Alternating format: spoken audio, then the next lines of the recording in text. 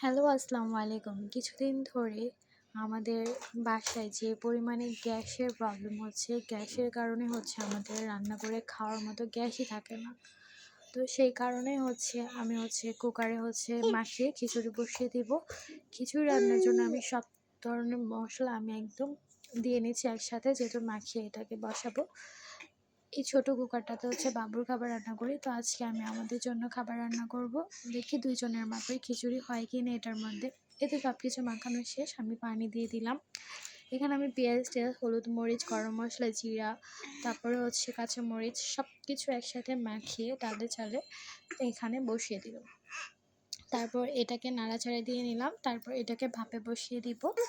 এই যে কতক্ষণ লাগে ভাপ হতে, তারপরে দেখব। ঠিক আছে?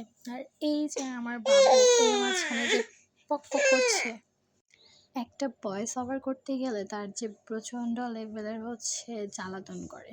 ছোট বাচ্চা থাকলে এই ধরনই হয়। আর বাবুকে নিয়ে তো কোনো কাজ করতে গেলে আমার হাঁপিয়ে যেতে হয়। তারপর এই যে ডিমটা ভেজে নিব। গ্যাসের চুলায় দেখি একটু একটু গ্যাস আসছে, ডিম ভাজার মতো হবে। তাই আমি ডিমটাকে ভেজে নিলাম। এই যে ডিম খিচুড়ি আর পেঁয়াজ কুচি দিয়ে আমার খিচুড়ি খেতে ভীষণ ভালো লাগে। আমার কাছে অনেক ভালো লাগে। তোমাদের কাছে